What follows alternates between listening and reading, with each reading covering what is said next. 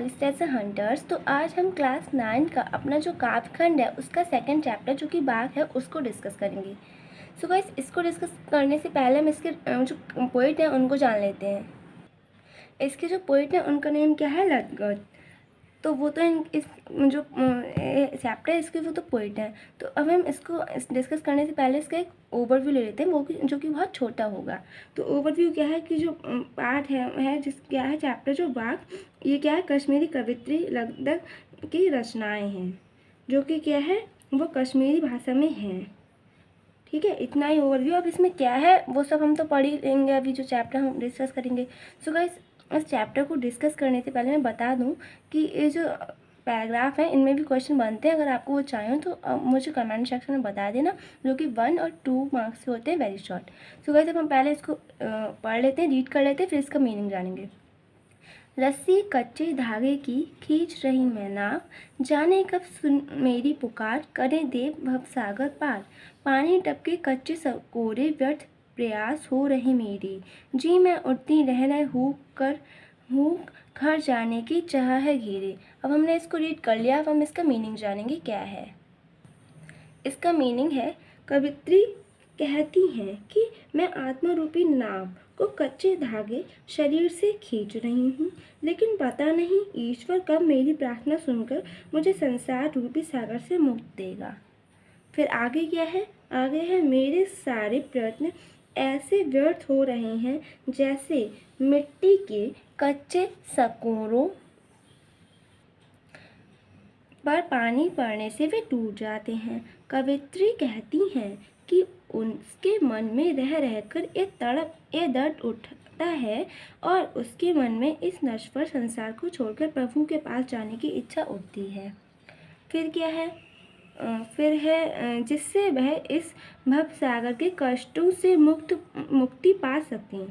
इसका है फर्स्ट वाला जो पैरा है उसका ये मीनिंग है, जो पैराग्राफ फर्स्ट है उसका ये मीनिंग है। अब हम सेकंड पर आते हैं। तो सेकंड वाला है यहाँ से, खाकर कुछ पाएगा नहीं, ना खाकर बनेगा अहंकारी, सम खा तभी होगा संभावी, खोलेगी सांकल बंद द्वार की। हाँ, इतना ही है। तो इसका मीनिंग क्या है? इसमें है, कवित्री मनुष्य को सांसारिक विषय वासनाओं से बचने के लिए प्रोत्साहित करते हुए कहती है कि हे मनुष्य, तू इन सांसारिक विषय वासनाओं में लिप्त रहकर अपनी इंद्रियों का भरण पोषण करता रहेगा तो तुझे कुछ भी मिलने वाला नहीं है। तू स्वयं को दूसरों से श्रेष्ठ समझेगा तो तेरे मन में अहंकार जरूर उत्पन्न हो जाएगा। इसीलिए तू अपनी इंद्रियों पर नियंत्रण रख और सभी मनुष्यों को एक समान दृष्टि से देख, तभी तो तेरे अंदर मनुष्य के लिए समानता की भावना जागृत होगी। भेदभाव की भावना न रहने पर ही वन द्वार की सांकल खुलेगी, अर्थात ईश्वर से मिलने का मार्ग खोलेगा और तू प्रभु के दर्शन कर सकेगा। तो ये क्या है? सेकंड वाले का मीनिंग था। तो अब हम थर्ड पर आते हैं। आई सीधी राह से गई न सीधी राह, सुसुम सेत पर खड़ी थी बीत गया दिन आहा, जेब चटोली कौड़ी न पाई, माझी को दू क्या उतराई। हाँ, इतना ही है। तो अब हम इसका मीनिंग जान लेते हैं कि इसका मीनिंग क्या है। तो इसका मीनिंग है, कवित्री कहती हैं कि वह इस संसार में परमात्मा की प्राप्ति के लिए सीधे रास्ते से आई थी, किंतु जीवन में वह सीधी राह पर नहीं चल पाई। उसने हठ योग का सहारा लेकर गलत राह का चयन कर लिया और सुसुमना रूपी पुल पर खड़ी होकर देखती ही रह गई। इस प्रकार दिन बीतते गए, अर्थात ईश्वर की कृपा के बिना सारा जीवन यूं ही बिता दिया। फिर क्या है? जीवन के अंत में जब उसने अपनी जेब टटोली अर्थात बचत के रूप में कुछ खोजने लगी तो उसे कुछ भी नहीं मिला। उसे चिंता सता रही है कि वह परमात्मा को अपनी सफाई में क्या कहे, क्योंकि उसे ईश्वर को देने के लिए उसके पास कुछ बचा ही नहीं है, अर्थात उसने ईश्वर भक्ति की ओर कभी ध्यान ही नहीं दिया। तो ये थर्ड वाले का मीनिंग है। अब हम फोर्थ पर आते हैं। फोर्थ वाला है यहाँ पर, ये है यहाँ से फोर्थ वाला।